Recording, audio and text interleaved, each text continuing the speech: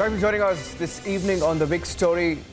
We're getting you an exclusive news break this evening. A European research group, Nordic Monitor, has reported on a 2018 meeting, a secret meeting between the PFI, the Popular Front of India leaders, three of them who travelled from India to Istanbul, and Turkish extremist group IHH, which is linked to the Al-Qaeda. As per this report, this meeting took place in Istanbul on the 20th of October 2018. That is nearly 7 months before the general elections. Now, the article on Nordic Monitor also mentions an alliance of sorts that was forged between the PFI and the IHH. Now, the IHH itself has a dubious history. Now, those are pictures of top PFI leaders on your screen who attended that meeting in Istanbul. Now, there are several reasons why we should be alarmed about such a meeting and an alliance, if at all it took place. Because as per the reports, there was an alliance, and the meetings and the pictures confirm the meetings. And let me go across first to Ashwin, who broke the details, in fact, after this report emerged, and Shawan, who's also tracking that story very, very closely. Let me go across to Ashwin first.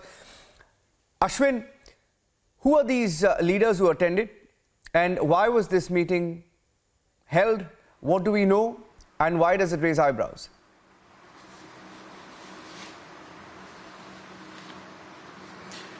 It is a very, very important, explosive information that we have got. PFI's vice chairman, vice chairman and the treasurer have met foreign leaders in Turkey on October 20th, 2018.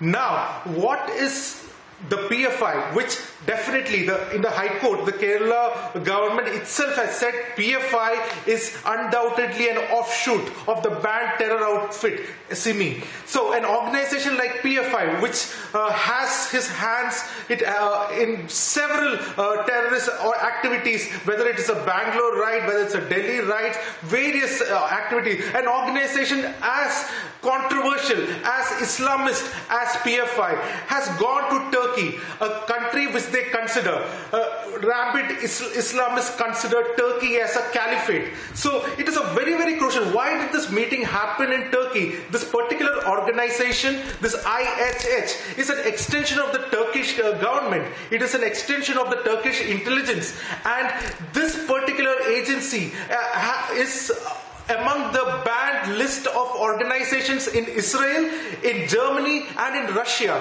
So these two controversial organizations meeting in Turkey on October 20th, 2018. And you can see clearly, the pictures also show, they are showing a particular book which says about a particular book about India in 2047, which means this particular two organizations have thought up about some plans to create what they call it as empowerment of a particular community by 2047. But the problem is that both these organizations across countries, across continents, are known to be controversial, rabid Islamist, and very, very big possible threat to world peace. And something like this, a meeting like this happening in Turkey, is certainly questionable. Because I need to bring this connection here, Niranjan. See, in 1921, the caliphate was brought down by the British, and it was after that suddenly there was a resurgence of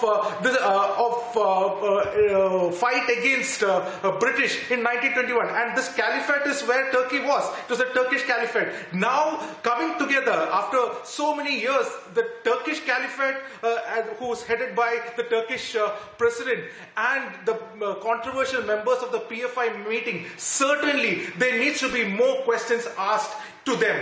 They are certainly answerable, because this has not been made public, first. Second, it is involving two organizations which has always looked into with suspicion. It is always put in the prism of terrorism, of creating disharmony in the society.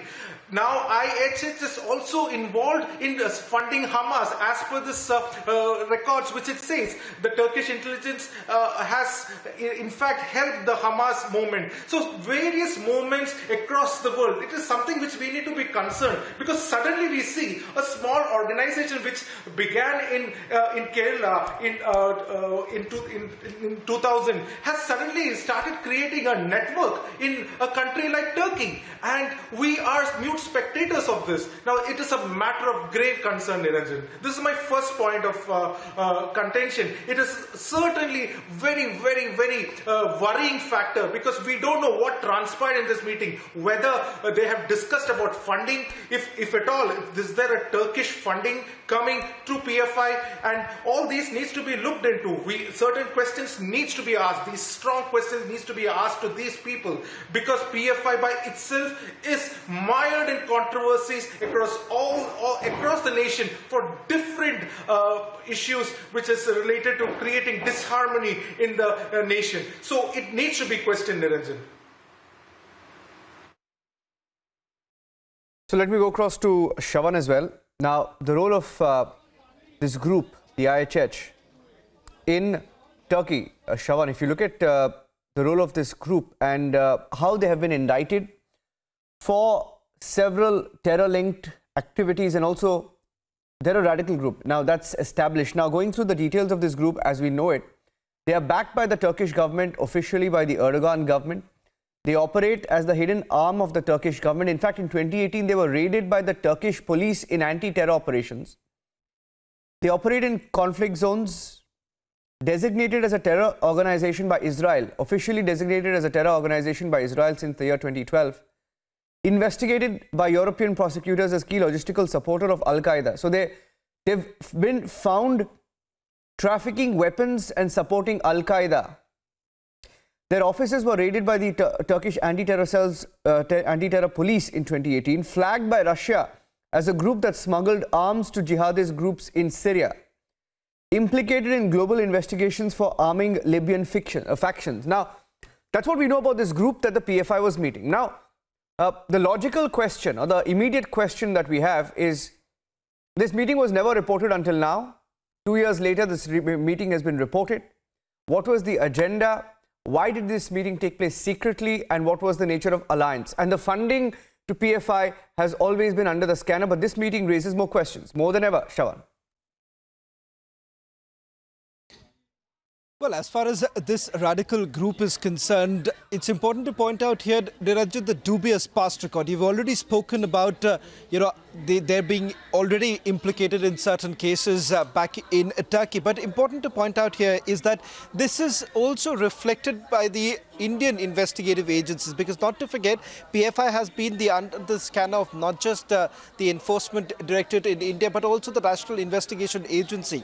And this has been a big question. The bone of contention has always been, where exactly does the Popular Front of India really get their funding from? The Enforcement Directorate, when they were essentially carrying out their entire investigation, they found that a lot of the money that PFI has been receiving, they've been calling it suspicious in nature. Be it when their role came to the forefront during the Delhi riots, or for that matter, even during the riots that took place in Uttar Pradesh earlier in the year, especially during the anti-CAA protests. So that becomes a very crucial point as to how exactly is PFI getting its funds, and especially these funds which they've been saying these are foreign transactions that have essentially taken place. All this while, PFI maintains that this is nothing but a witch hunt that has been carried out. But today, this secret meeting that has actually taken place, it is with yet another radical group. Now, this group has been flagged off already by the Russian intelligence agency, saying that, in fact, there has been consignments, arms consignment that went in through trucks all the way to Syria, and that were basically tracked down to certain terrorist organizations. So that in itself raises some very serious questions about the role of this entire radical group, and PFI is meeting with this radical group. What really transpired during that particular meeting, that is still not known. However, having said that, the little information that we have in our possession is the fact that there was a blueprint that was essentially provided. This was a blueprint which they essentially called it as India 2047. Now, what are the basic contours of this entire blueprint is still not known. But having said that, this meeting, where pictures that have been accessed by you and Ashwin here, clearly goes on to indicate that this meeting in itself requires some more probing, and especially given the fact that they have already been under the scanner for their role in the alleged role during the Delhi riots as well as Uttar Pradesh riots, and especially given the fact that there have been funding that they have received, which the enforcement director, Indian agencies have been calling it, just before the riots actually took place. They've actually received what the agencies call it dubious financial transactions that have actually taken place. Yeah. There is a lot happening vis-a-vis Turkey, and let me take that question back to Ashwin. Before that, if do I have to take a short break? Maybe I can take a short break and come back. Okay, I'll have to take a short break. Shavan and Ashwin, stay with me. We'll take a quick break and come back because we have to look at what happened after that meeting. The timeline is very important, as they call it, the chronology since that meeting. A lot has happened politically, vis-a-vis also the PFI, and a few parties that are affiliated with the PFI, that have an alliance with the PFI. We'll tell you all about that. Stay tuned.